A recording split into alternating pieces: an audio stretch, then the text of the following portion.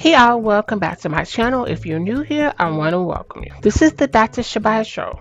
And on this show, we talk about feminism, how feminism has destroyed society, as well as marriages, dating, and relationships. Today, I want to talk about a video that I saw on social media. It's like I really wanted to learn her story. A 123-year-old virgin who says she's now ready to be a wife.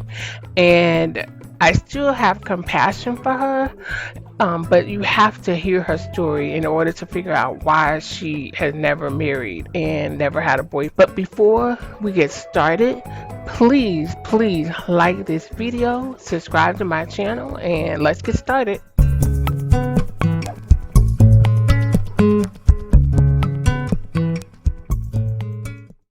Kubaho kwanje mu buzima bwanjye nta mugabo nigeze. People often ask me about love and relationships and how I managed to reach this age without a boyfriend or a lover. Well, my story is a bit different. Rwose nari yego kuba wese ni kube ubundi ndisuti. Ariko rero muri icyo gihe nabitekereza nkasanga ntajya kwishingira. In the depth of profound solitude and overwhelming loneliness emerges an old woman whose life is steeped with misery, agony, and unfathomable pain. Yewe nitwa Teresia Nyirakajumba. Untouched by intimacy and covered in wrinkles, Teresia has never seen the nakedness of a man, and for 122 years she lives on with the unfulfilled desire, a defiant hope, and a courageous spirit of waiting that one day a man will emerge and embrace her soul. Ubusanzwe uyu mukecuru twe twakuze ababyeyi bacu batubwira yuko yari umumama w'isugi atigeze abana n'umuntu. Oh yeah, you heard me right. This woman here is 123 years old, and yes, she had never spent a night with the company of a man. Cyokora kuri ubu ngubu mbega nanjye mwantera inkunga ako kagabo mukakambonera. For years, she has patiently prepared herself for the profound connection with the man, hoping that one day she could fill the void in her heart. But despite her best efforts, fate has dealt her a woman still a virgin. And why is she still waiting for her soul? I want to play the video some more, but this part was the one that breaks my heart. You know, like I said, I have compassion for her, but it's really sad because no one has ever told her the truth.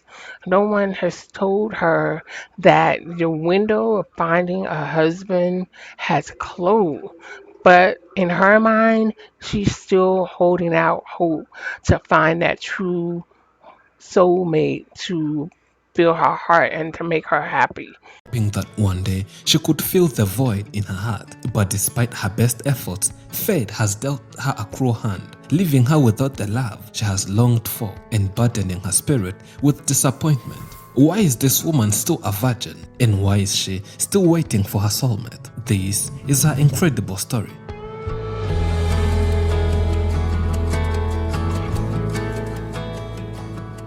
But despite her rare longevity, Teresia is not a happy woman, as she has never been satisfied by a man, a desire which she still craves for. In all my life, I never had a husband. I'm 123 years old. It's true that I'm a virgin at my age. If I had had a husband, maybe I would have some children, but I don't have any. It all started when Teresia was a young girl. Back in the days when she was young, girls were not allowed to associate with boys in their culture, and it was a taboo for a woman to be found together with a man. Nta mukobwa wajyaga guhagararana n'umuhungu ngo bahagararane reka. Teresia followed this principle of the time, but on a personal level, she actually never developed any feelings for a man and preferred to live alone despite her best efforts of her parents and friends who requested her to accept men and marry. I didn't want to engage with men. I had a strong fear for men, and that prevented me from any potential relationship throughout my youth. I would see men coming to my hometown, but I never developed love for someone. So she did say that she did develop a fear for a man. And I know because my dad is from a different country, and the way that they raised their girls were to fear men, so they would make sure that they remained pure until that they until they were married, because they believed that if a woman, had sex before she was married, she would no longer be valuable to her husband. And so, in order to make sure they do that, is to instill fear in the young women in that culture. So that part I understand, but the other part, when she goes to talk about why she turned them down, I don't understand. In her time when she was young, men used to propose to the parents of women, who would then inform their daughters to get married to a chosen man. When men proposed to her parents, she always turned down the proposals, waiting for the time she would feel ready for it. When men proposed to her parents, she always turned down the proposals. So I'm going to go ahead and cut the video off there. Now, if you want to see the whole interview, I did put the link in the description box, but I think it's important. I wanted to show the part where she said with her own words and her own mouth that she turned down proposals because she wasn't ready. Now, of course, she wasn't like 13 or 14. She was a grown woman.